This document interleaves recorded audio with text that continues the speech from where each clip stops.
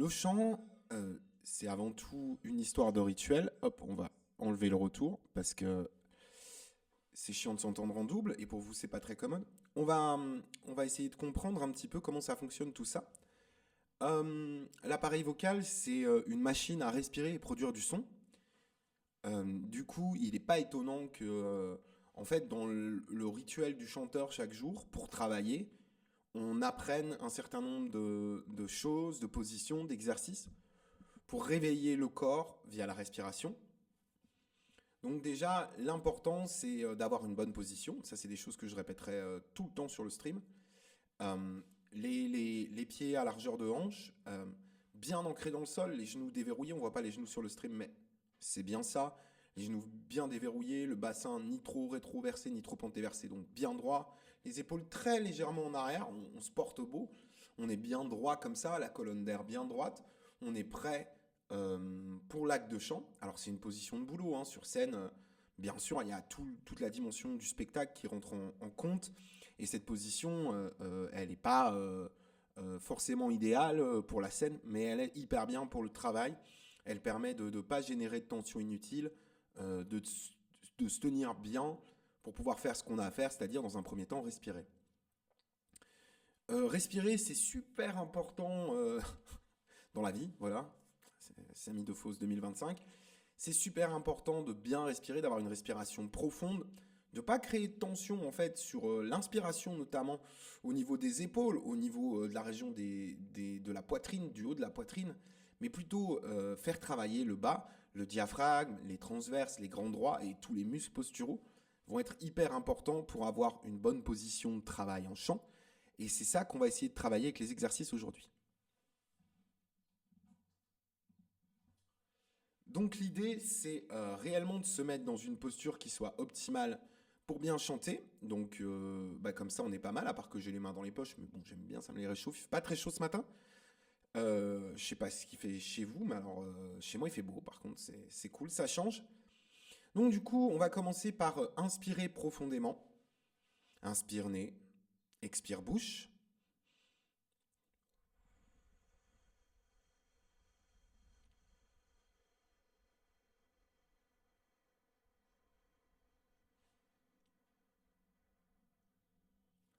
Et ce qu'on va essayer de faire, c'est faire durer l'expiration le plus longtemps possible. Non pas en prenant trop d'air à l'inspire, beaucoup d'air à l'inspire, c'est-à-dire que ça peut être une inspire tout à fait naturelle, sans créer de tension, donc faites bien gaffe d'avoir les épaules en bas, hein, d'avoir cette espèce de détente, avoir le haut du corps lax, qui soit prêt à bosser, prêt pour effectuer les gestes vocales, mais inspire profonde, c'est-à-dire qu'on a au niveau du bas du buste, pardon, on a ce ventre qui gonfle aussi derrière, ça peut s'ouvrir au niveau du dos. Si vous avez ces sensations-là, n'hésitez pas à avoir les mains là pour pouvoir inspirer puis expirer comme il le faut.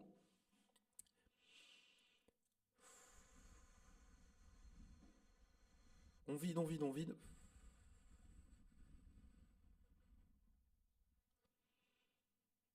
Et on refait ça.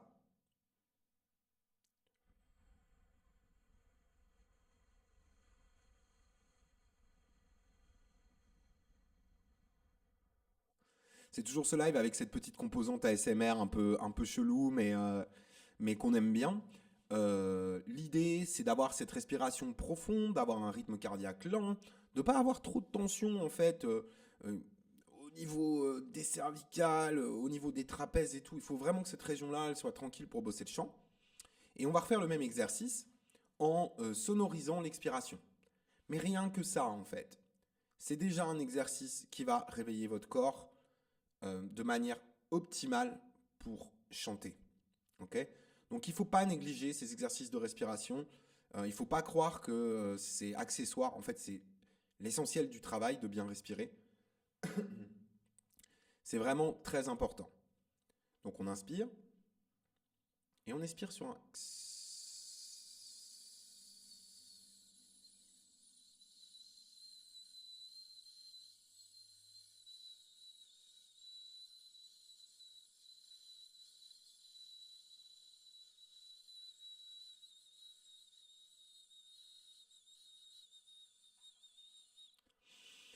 voyez bien que chez moi, ça a duré longtemps. Ça a duré longtemps parce que j'économise mon air à l'expire, c'est-à-dire que on a tendance à surinvestir en fait l'expiration, à balancer trop d'air pour le son qu'on a à produire, c'est-à-dire qu'on envoie trop par rapport à nos besoins en air pour pouvoir faire vibrer nos cordes vocales ici dans le larynx. Donc du coup, on est en permanence en train de trop envoyer d'air à ces cordes vocales et ces cordes vocales, en fait, elles en ont trop prise et en fait, ça crée des tensions. Donc l'idée, c'est d'avoir une respiration euh, bien contrôlée, d'avoir le contrôle notamment à l'expiration. Et ce contrôle à l'expiration va nous donner une belle capacité à aller au bout de nos phrasés, aller faire les sons qu'on a envie de faire, les mélanger comme on veut, les timbrer comme on veut. Et ça, il ne faut pas le sous-estimer, c'est-à-dire que, ben, en fait, il faut travailler son alphabet tous les jours en chant. C'est des processus physiques, ça ressemble un peu à du sport en fait, quelque part. On met le corps en état de chanter avant de chanter. On va pas direct attaquer sur des gammes, sur des morceaux, sur du répertoire. On va complètement dire à notre corps, écoute mon gars, aujourd'hui on se met en situation de pouvoir chanter, on lui parle, on lui fait un peu de calinothérapie, on lui fait quelques exercices qui font que, eh ben, il se met en place tranquillement dans l'acte de chant. Je le répéterai jamais assez, en fait c'est toujours ça qu'il faut faire pour réveiller son corps.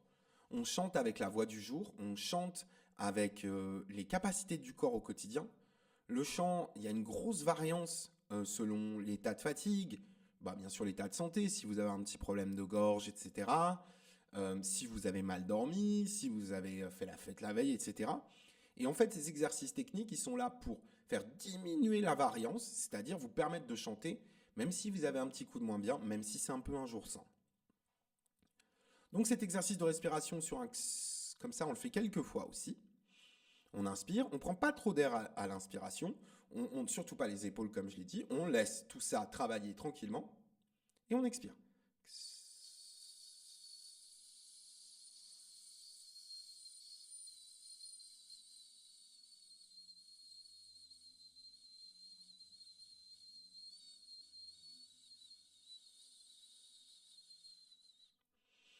Et on fait ça quelques fois. Alors, cet exercice-là, comme je l'ai dit, il est important pour envoyer la juste quantité d'air, pas trop, mais assez pour faire le x. Et on va enchaîner avec des exercices, justement, on va faire vibrer les lèvres pour réveiller les muscles de la face. D'ailleurs, vous pouvez aussi vous frotter un petit peu les mains.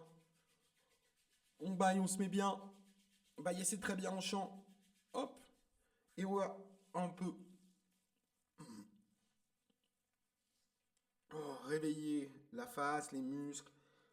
Hop, au niveau des sourcils, les miens sont énormes, je ne peux pas les louper. Le front, les tempes, voilà, les joues, sous les yeux, les ailettes du nez, le haut du nez, au-dessus des lèvres, en dessous des lèvres, le menton, jusqu'au ménis de la mâchoire là-bas. Et l'idée, c'est de réveiller les muscles et de faire en sorte qu'on soit en état de vocaliser. Donc chanter. Et voilà, ce petit exercice-là, on va le suivre avec un. Alors pourquoi je fais vibrer les lèvres? Je vous fais vibrer vos lèvres. C'est parce qu'encore une fois, la vibration des lèvres, elle force à envoyer suffisamment d'air de manière constante, ce qui va être exactement ce qui va se passer quand on va chanter. On va avoir besoin d'avoir un débit d'air à l'expire qui soit stable, mais qui ne soit pas surinvesti, c'est-à-dire on va avoir besoin d'un bon débit d'air à l'expiration, mais en même temps pas surcharger les cordes, pas avoir trop de pression en fait à l'expire. Donc cet exercice, il est hyper bien pour ça.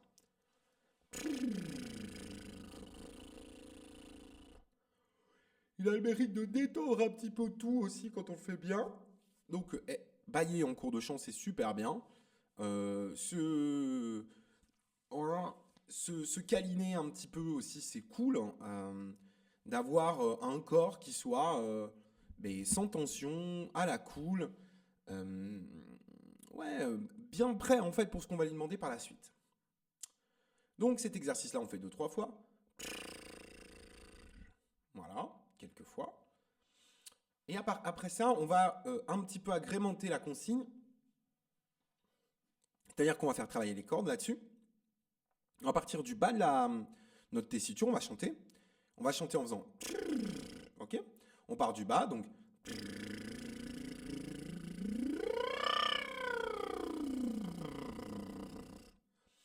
On va chercher à passer bien sur le grave, le médium. Hop, on va changer de mécanisme, c'est-à-dire, certains disent voix de tête, c'est-à-dire, on va passer avec une voix comme ça, mécanisme 2. Et ensuite, on va repasser en mécanisme 1 et on va redescendre en bas. Je remonte.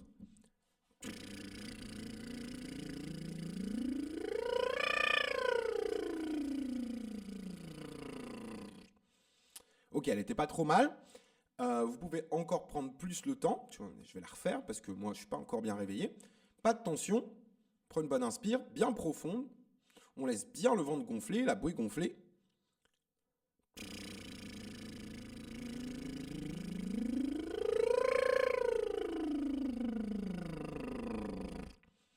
Ça, c'était une sirène qui n'était pas trop dégueulasse. On ne prend surtout pas trop d'air à l'inspiration, c'est-à-dire que on habitue notre corps à faire plus avec moins. On devient économe de notre air.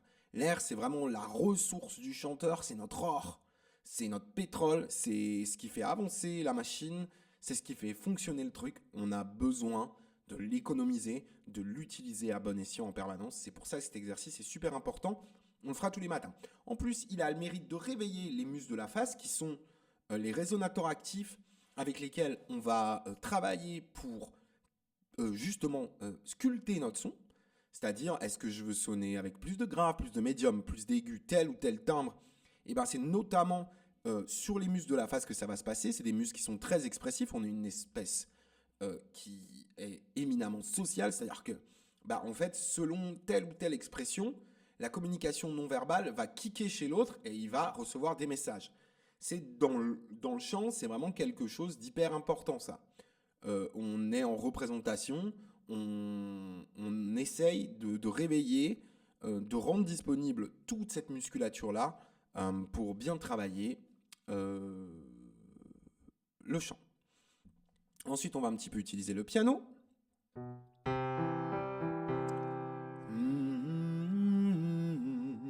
On pense bien à lever. Alors, lever, ça veut dire sourire. Il y a une notion de sourire intérieur qui est hyper importante en chant. L'idée, c'est que ce sourire intérieur soit présent tout le temps quand on chante et on le fait plus ou moins grandir. On pousse le bouton du sourire intérieur plus ou moins. Exemple, imaginons que je mets ce bouton à, je sais pas, moi, 2. Et imaginons maintenant que je le mets à 6. C'est la même hauteur de son, c'est à peu près le même volume, mais par contre, c'est pas du tout le même rendu. Il y a beaucoup plus d'aigus dans mon deuxième son parce que j'ai ménagé de l'espace dans ma cavité buccale et ma cavité nasale pour que l'air prenne sa place et du coup, ça crée plus d'harmonique dans l'aigu. C'est une façon de mélanger son son, c'est une façon de créer des espaces qui vont nous permettre de travailler sur la nature du son qu'on va sortir. Parce que c'est vraiment une histoire de bien respirer, mélanger du son, le chant. On reprend.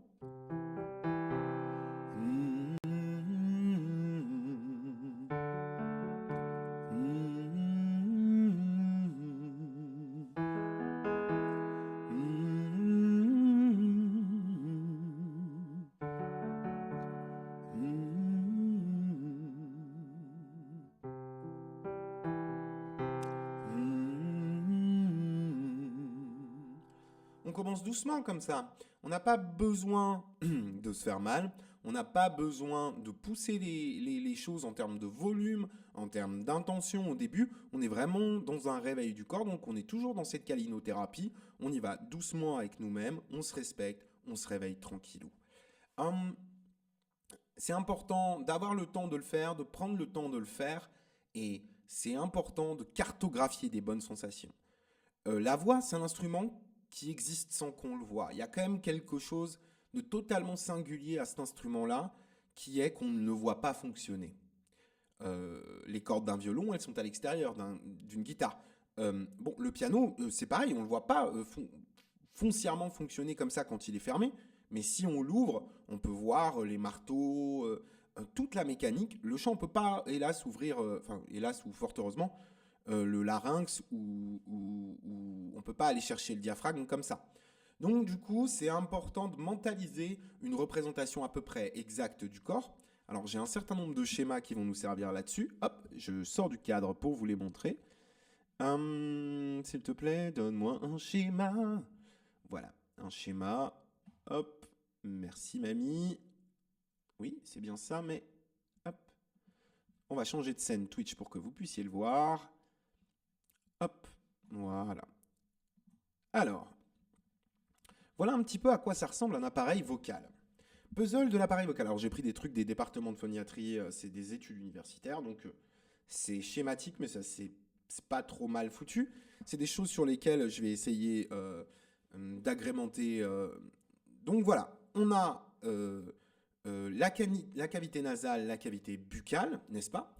On a les lèvres, les dents, la langue. Les lèvres sont très importantes, les dents, la langue aussi. La langue est un énorme organe. Il y a ce voile du palais. Alors, le pharynx et l'épiglotte et le voile du palais vont être très importants aussi pour aller ménager l'espace, créer l'espace. On a une action là-dessus. On les sent notamment quand on baille.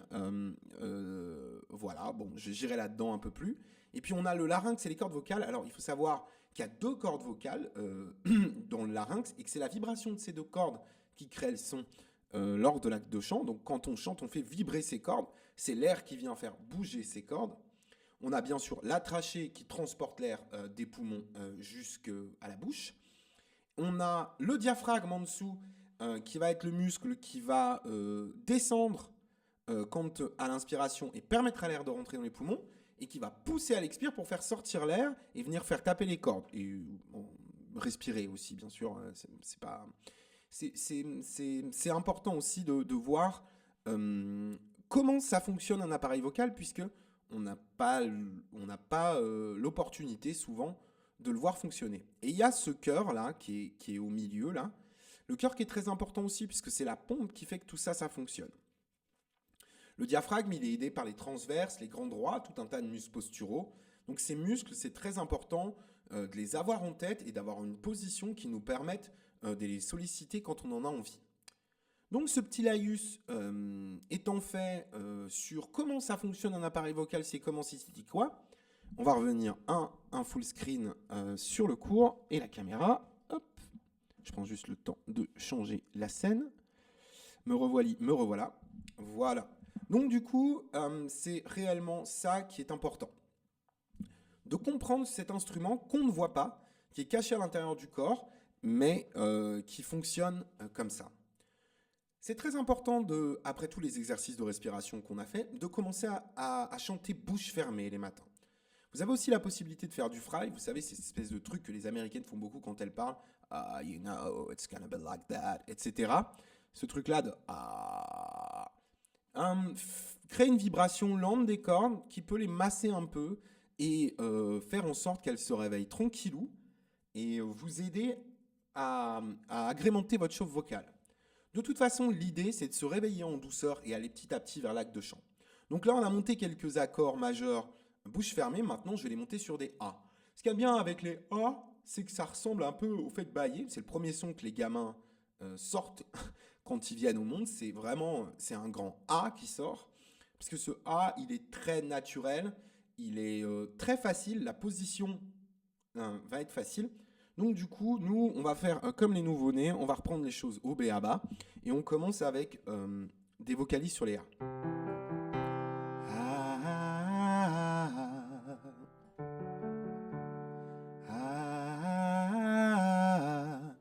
Il est inutile de forcer le son.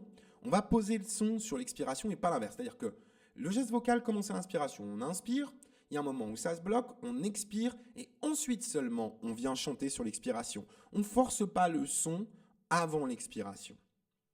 On prend bien le temps de réveiller tout ça dans l'ordre qu'il faut et c'est comme ça qu'on va arriver à des bons résultats en termes de travail et technique vocale. J'espère que tout ça est clair. On recommence.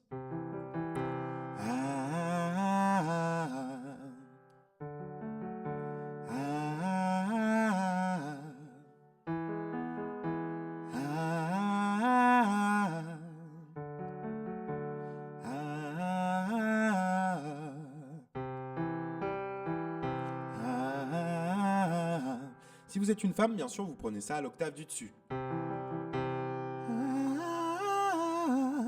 Comment je le sors, bon, ça fait un peu voix de fausset, mais c'est à cette hauteur-là que vous le faites. Et vous répercutez. Etc. etc. Si vous avez la moindre question, n'hésitez pas à les poser dans les commentaires ou sur le chat Twitch si vous êtes sur Twitch. Je suis tout à fait content d'y répondre et voire même ça m'aide à agrémenter mon cours. Donc n'hésitez pas. N'hésitez pas aussi à follow la chaîne si vous kiffez le contenu. Du coup, voilà, il y a tout un tas d'accords sur lesquels on va pouvoir faire ça au fur et à mesure. On fera des gammes et on fera des chemins dans des modes avec des couleurs, des accords. De toute façon, je suis en live tous les matins.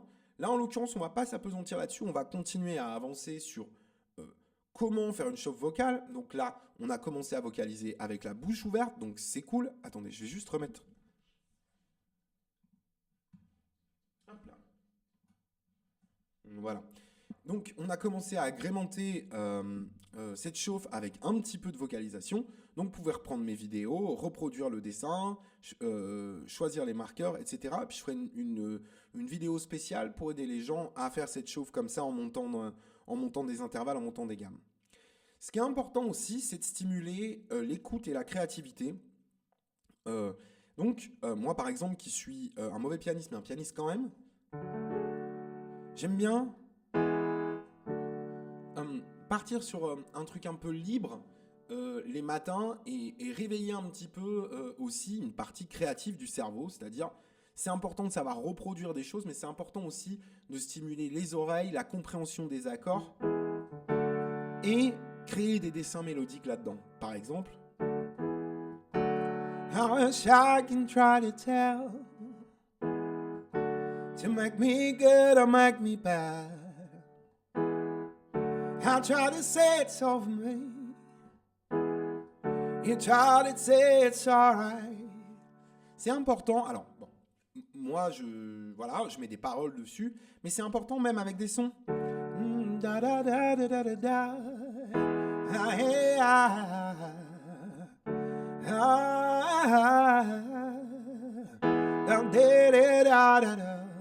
Ce genre. Hey, salut Guillaume, comment tu vas? C'est important d'avoir cette part de créativité, d'être bien créatif sur vos chauffes vocales, de vous surprendre aussi vous-même avec ce que vous pouvez amener. C'est bien de reproduire ce que font les autres, mais c'est bien d'essayer de comprendre aussi sa petite musique intérieure et de jouer avec ça. Par exemple, autre accord. J'entends ça, moi, comme base. Da da da da. Da da da da da da da. Da da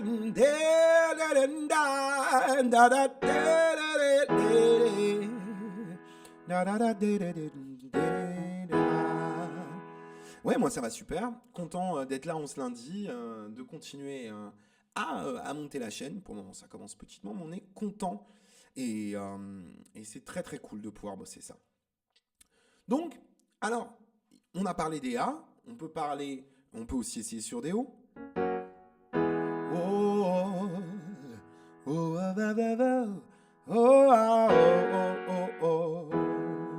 Si par exemple je mettais des paroles Let go, I'll try to know where it is, let go,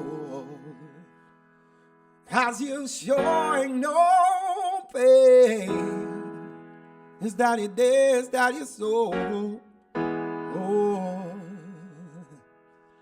Et ça, cette espèce de petit chemin créatif qu'on va se créer à soi-même, de dire au corps de commencer à aussi créer ces choses à soi, pas suivre les gammes seulement des autres, mais avoir cette qualité de, eh ben, non, en fait, j'ai mon chemin, j'ai ma petite musique personnelle, c'est hyper important dans un cours de chant, c'est-à-dire que au-delà de réveiller le corps, de reproduire les gammes des autres, on se donne un petit espace de créativité, on se donne un petit espace de liberté.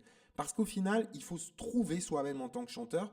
Aucun chanteur ne se ressemble vraiment. C'est comme des empreintes digitales, on en a tous, mais elles sont toutes uniques. Une signature vocale, il y a cette chose-là aussi qui joue. C'est-à-dire que vocalement, on est unique et il s'agit de se découvrir soi et pas de se prendre pour un autre. Voilà, c'est terminé pour cette partie purement technique du cours. Euh, Si vous êtes sur YouTube, n'hésitez pas à follow la chaîne. Les vidéos vont tomber tous les jours. J'ai décidé de faire une demi-heure pour que ce soit lisible et accessible à tout le monde et pas demander trop de temps. Je vous dis à demain pour une nouvelle vidéo. Passez une bonne journée.